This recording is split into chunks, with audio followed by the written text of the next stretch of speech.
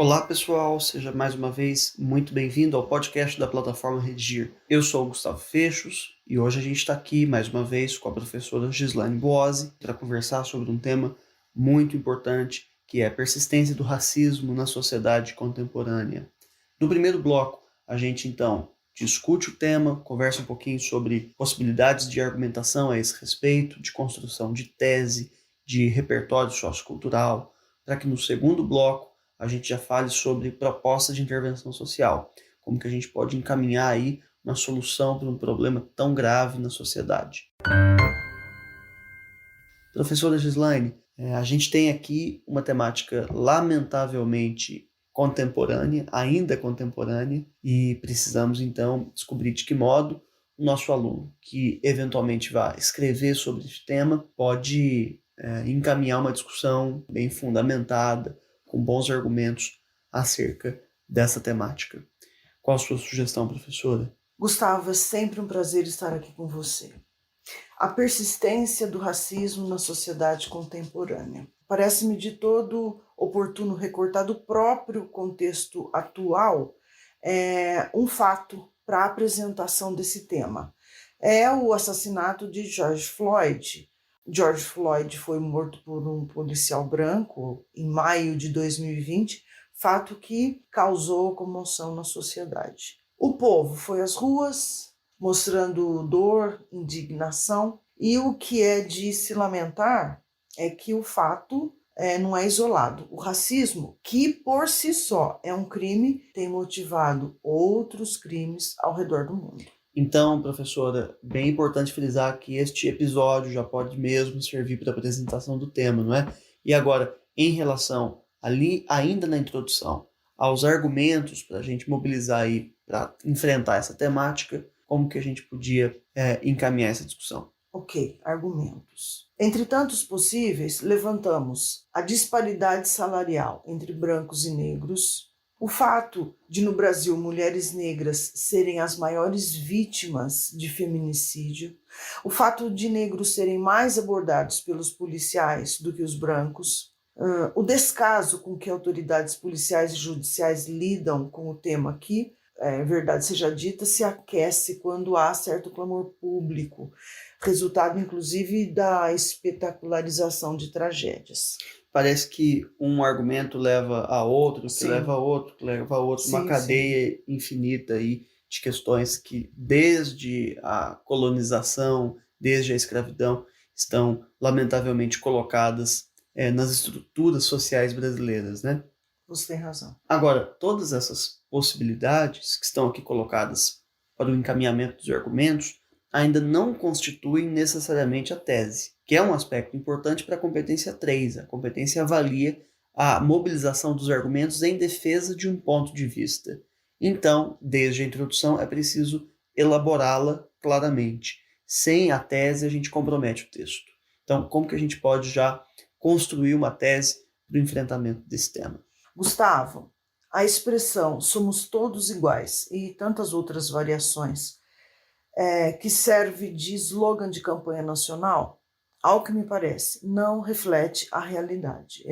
Não passa de uma falácia ideológica. Eu aposto nessa tese. E se tratando de problema de viés sociocomportamental, a educação, que abre as portas para a conscientização, deve ser priorizada. As leis, as penalidades devem ser, de fato, aplicadas. Inclusive, perceba que a construção da minha tese já acena a proposta de intervenção social. O que é uma característica muito comum às introduções das redações nota 1000 que a gente pode ler, né? Avaliando o próprio manual, a cartilha do participante do Enem, a gente percebe nessas redações exemplares como é frequente a antecipação daquilo que será desenvolvido na proposta de intervenção social já para este fim do parágrafo introdutório. É uma constante, de fato. Agora, já falamos sobre o tema e a maneira como a gente pode apresentá-lo. Levantamos aqui algumas possibilidades para argumentação a respeito do tema. Falamos da tese. Agora, vale a pena também indicar para quem nos ouve que repertórios há, e eu imagino que não sejam poucos, sobre essa discussão. Quer dizer, entre tantas opções, por onde começar? O que você acha que fica fácil de mexer, útil ali para o aluno na hora de escrever a dissertação? Você tem razão, Gustavo. Quando se focaliza o tema racismo, a literatura, o cinema, a história fornecem repertórios importantes. Na literatura brasileira, por exemplo, a biografia de Machado de Assis, filho de ex-escravos, negros alforriados. O reconhecimento da qualidade da obra machadiana, você sabe, deu-se em vida. Dizem especialistas e militantes do movimento negro que Machado foi embranquecido pela história oficial. Tanto é assim que na certidão de óbito de Machado de Assis, ele é classificado como branco, quando na época nem era preciso constar a cor do defunto no atestado de óbito. No cinema, quantos filmes nós não podemos citar? A Espera de um Milagre, A Terceira Emenda, inúmeros e muito conhecidos do público, dos alunos. Na história, convém visitar a biografia de Martin Luther King Jr., religioso e ativista político estadunidense, Prêmio Nobel da Paz em 1964, reconhecido pela luta antissegregacionista e, infelizmente, assassinado em 1968. Um recorte de Luther King é repertório legitimado, pertinente e, ao longo do texto, vai se tornar produtivo. Muito bem, professora. Temos, de fato, personalidades que podem ser mobilizadas para este tema, biografia, personagens da literatura, mas repertório sociocultural também pode se fazer a partir de números, não é mesmo? Então, para além dessas personalidades que os alunos, nas aulas de literatura e história, podem trazer para a redação, que outras informações factuais, extraídas dos jornais, do cotidiano, a gente pode mobilizar a respeito de um tema tão amplo e contemporâneo feito esse? Números de homicídios de pessoas negras no Brasil. Vou ler portal UOL, referindo-se ao Atlas de Violência 2020, produzido pelo Instituto de Pesquisa Econômica Aplicada em parceria com o Fórum Brasileiro de Segurança Pública.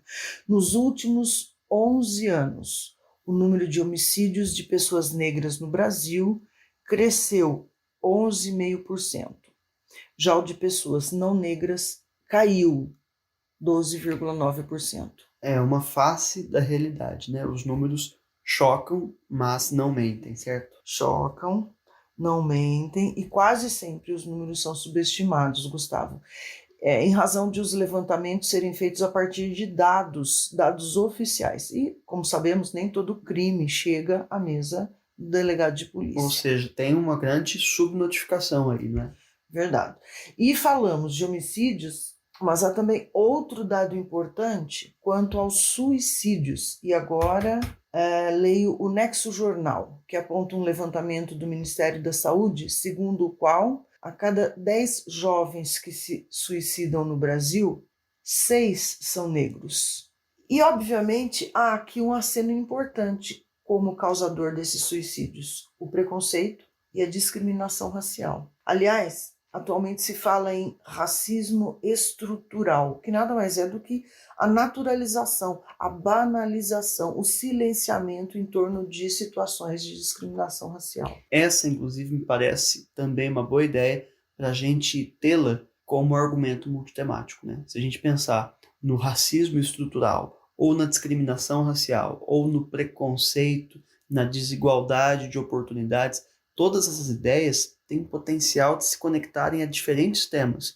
A este de hoje, evidentemente que sim, mas há tantos outros que também estão conectados, né, que tem uma raiz aí nesta desproporção que configura e conforma a sociedade brasileira desde a colonização. Agora, fala-se também em racismo institucional, não é? Isso mesmo. O racismo institucional nada mais é do que o privilégio que se dá a determinado grupo de pessoas em detrimento de outras, por conta da raça, da etnia. É o tratamento, é o atendimento diferenciado, em especial oferecido por quem deveria, em razão da posição que ocupa, prestigiar, pôr a salvo a igualdade. Vou citar apenas alguns fatos. O William Vac, ex-jornalista da TV Globo, no final de 2017, minutos antes de entrar no ar, por conta de ter se irritado, talvez com a buzina, um barulho, não me lembro bem, disse que aquilo era coisa de preto. A fala foi confirmada por uma perícia particular, encomendada pela Folha.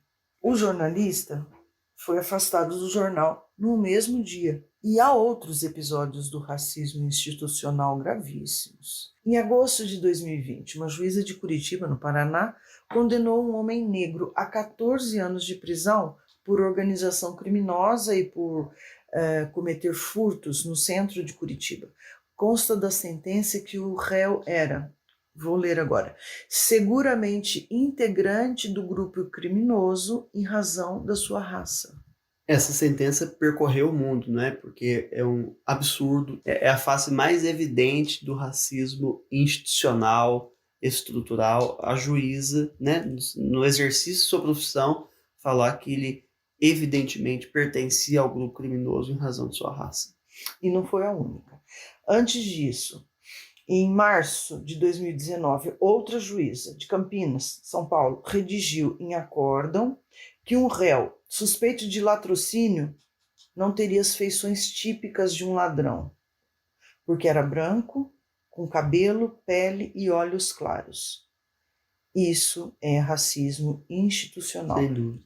E já existem estudos seríssimos, trabalhos acadêmicos que comprovam a depressão, o estresse, a baixa autoestima, enfim, comprovam uma lista de transtornos psíquicos provenientes da inferiorização do negro.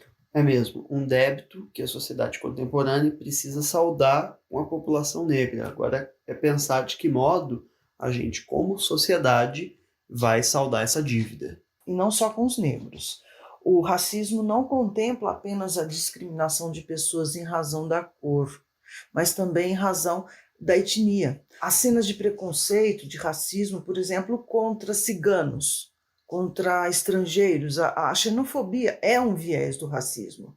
Aliás, Michelle Bachelet, ex-presidente da República do Chile, já disse que, tanto quanto a Covid-19, o racismo e a xenofobia são assassinos contagiosos. Professora, para além dessas referências, lá quando você se referia aos argumentos com os quais os alunos podem desenvolver, trabalhar aí na redação, você comentou sobre a desigualdade salarial entre brancos e negros, né? Penso que esse seja também um aspecto a ser explorado aí, potencialmente nas redações pelos alunos. Isso. Estudos recentes do IBGE nos dão conta de que a diferença de salários entre negros e brancos do Brasil é de quase 74%. Ainda que hoje, pela primeira vez na história, os negros do Brasil sejam maioria nas universidades públicas. Somam 50,3%. Uma revolução, né? Uma revolução, sem dúvida. A primeira vez que acontece isso na história do Brasil.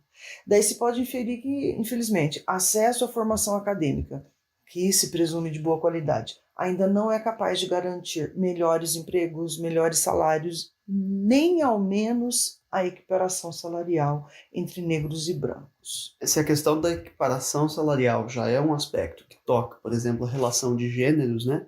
De homens e mulheres, isso se agrava ainda mais quando a gente pensa essa relação entre negros e brancos. Muito bem, professora. Finalizando esse primeiro bloco, nos encaminhamos para o segundo para falar objetivamente sobre proposta de intervenção social. Como é que a gente pode ajudar o aluno a organizar as ideias? Porque, afinal de contas, são 200 pontos destinados na competência 5 à elaboração de uma proposta, que precisa contar ali com agente, ação, modo meio, efeito, além de detalhamento de pelo menos um desses elementos válidos, certo? Então vamos lá.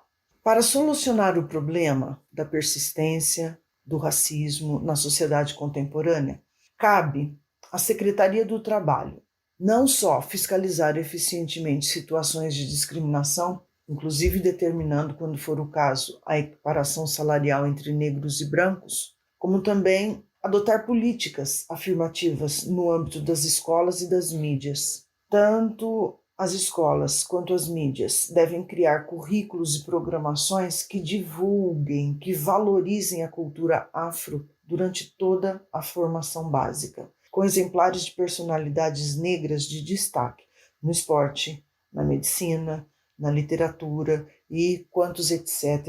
aí. Ou seja, colocar em evidência representantes, né? Então, se a gente pensa que a televisão, por exemplo, é um lugar predominantemente branco, numa sociedade brasileira predominantemente negra, é bem importante trazer essa representatividade.